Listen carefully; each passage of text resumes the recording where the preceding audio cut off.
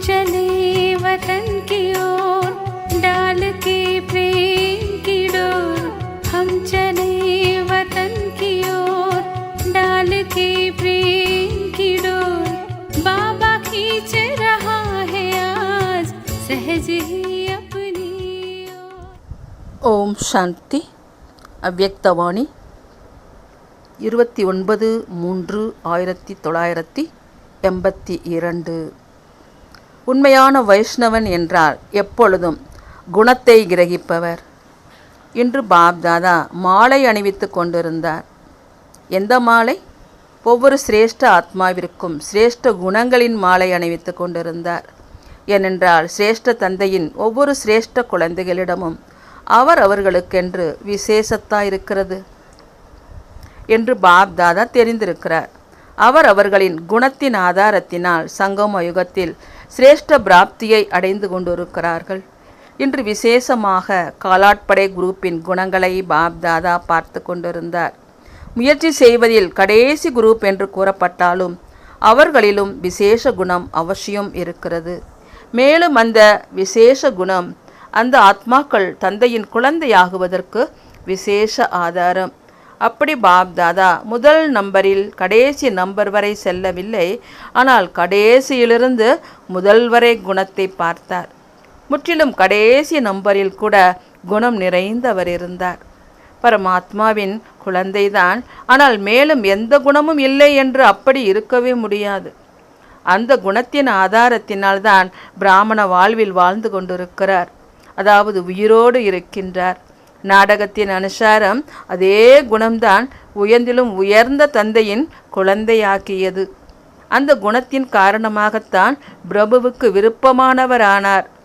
எனவே குணங்களின் மாலையை உருவாக்கி கொண்டிருந்தோம். அந்த மாதிரியே ஒவ்வொரு பிராமண ஆத்மாவின் குணத்தை பார்ப்பதினால் உயர்ந்த ஆத்ம உணர்வு சகஜமாகவும் இயல்பாகவும் இருக்கும். ஏனென்றால் குணத்தின் ஆதாரத்தினால்தான் சிரேஷ்ட ஆத்மா ஆக முடியும்.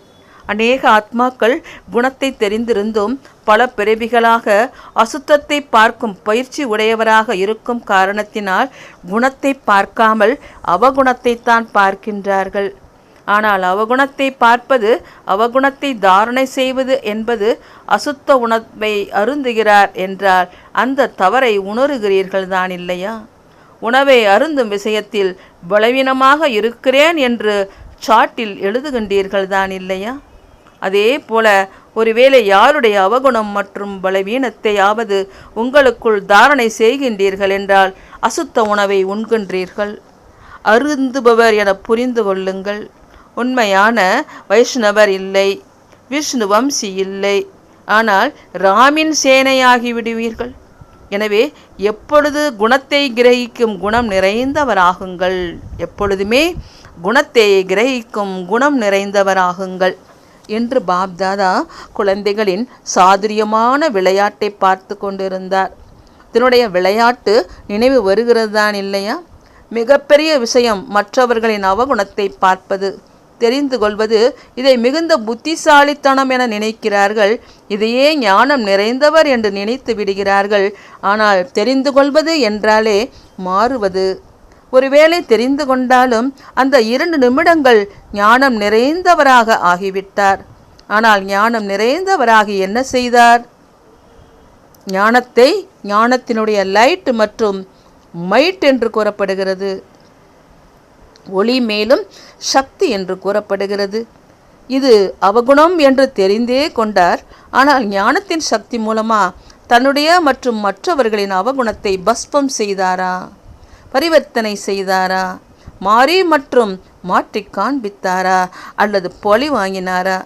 ஒருவேளை ஞானத்தின் லைட் மைட்டை நடைமுறையில் கொண்டு வரவில்லை என்றால் அதை தெரிந்து கொண்டவர் என்று கூறுவோமா? ஞானம் நிறைந்தவர் என்று கூறுவோமா? ஞானத்தின் லைட் மைட்டை உபயோகிக்காமல் தெரிந்து கொள்வது என்பது துவாபரிக சாஸ்திரத்தின் ஞானம் இருப்பது போன்றது. அந்த மாதிரி தெரிந்து கொள்பவரை விட அவகுணத்தை தெரியாதவர் மிக நல்லவர். பிராமண பரிவாரத்தில் தங்களுக்குள் பரிகாசத்தில் அவர்களுக்குள் முட்டாள் என புரிந்து கொள்வார்கள். நீயோ முட்டாள், ஒன்றும் தெரியவில்லை என்று உங்களுக்குள் கூறுகின்றீர்கள் தான் இல்லையா? ஆனால் இந்த விஷயத்தில் ஒன்றும் அறியாதவராகுவது நல்லதுதான். அப்போது அவகுணத்தை பார்க்க மாட்டீர்கள், தாரணையை செய்ய மாட்டீர்கள். வாய்மொழி மூலமாக வர்ணனை செய்து மற்றவர்கள் மற்றும் மாற்றத்தை பற்றி சிந்தனை செய்யும் பட்டியலில் வரமாட்டீர்கள். அவகுணமோ குப்பைதான் இல்லையா?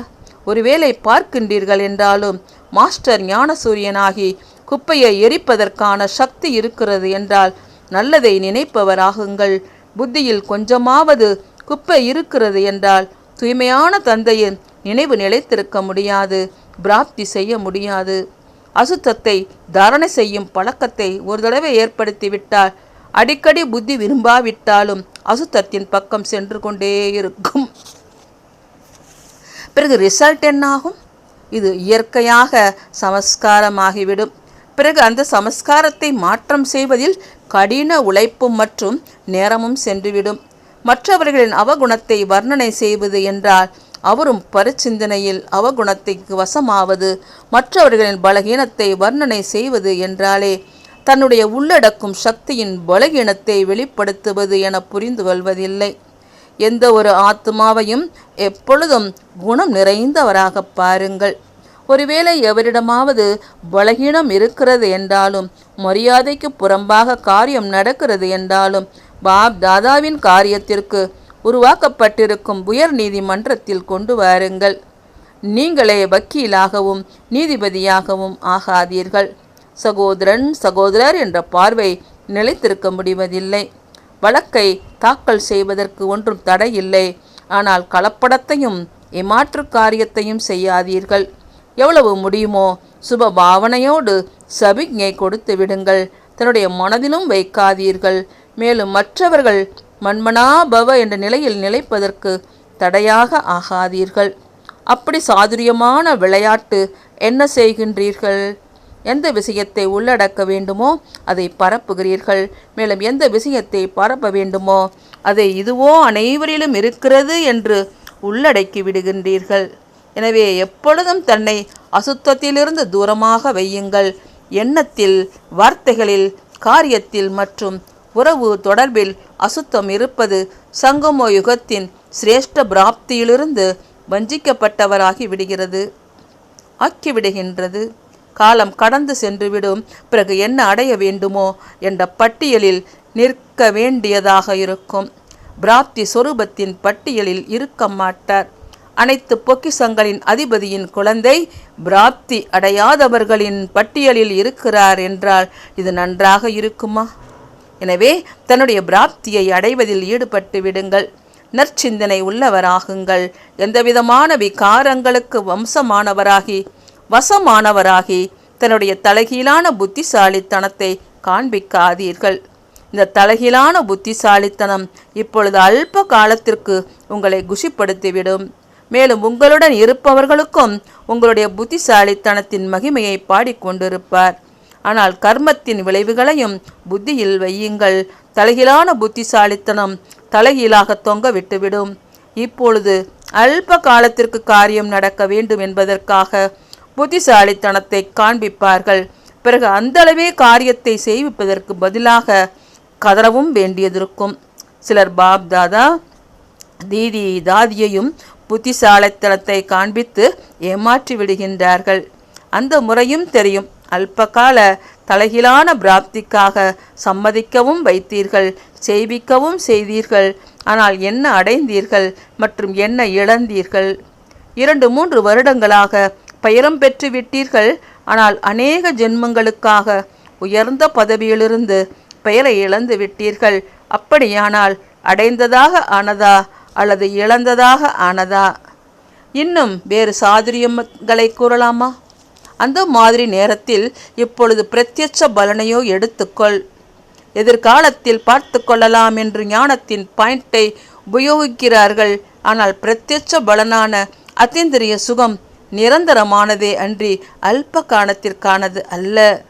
எவ்வளவுதான் பிரத்யட்ச பலன் அடைவதில் சவால் விட்டாலும் அல்ப காலத்திற்கு கிடைத்த பெயர் மற்றும் குஷியின் கூடவே இடையில் திருப்தியின்மை என்ற முள் இந்த பலனின் கூடவே குத்தி கொண்டே இருக்கும்.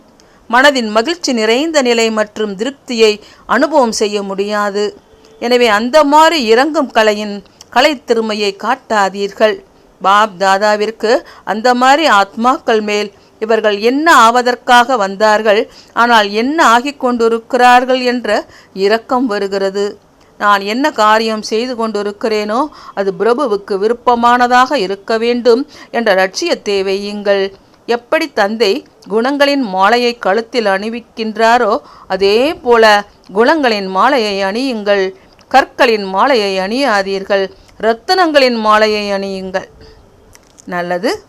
அப்படி எப்பொழுதும் குணம் நிறைந்தவராக இருக்கும் பிரபுவுக்கு விருப்பமான எப்பொழுதும் உண்மையான வைஷ்ணவராக இருக்கும் விஷ்ணுவின் ராஜ்ய அதிகாரிகளுக்கு எப்பொழுதும் சுப பாவனை மூலமா சகோதரனின் பார்வையில் சுலபமாக நிலைத்திருக்கக்கூடிய எப்பொழுதும் குணத்தையே கிரகிக்கும் பார்வையாளன், எப்பொழுதும் தந்தைக்கு சமமாக ஆகக்கூடிய நெருக்கமான ரத்தினங்களுக்கு பாப் தாதாவின் அன்பு நினைவுகள் மற்றும் நமஸ்காரம்.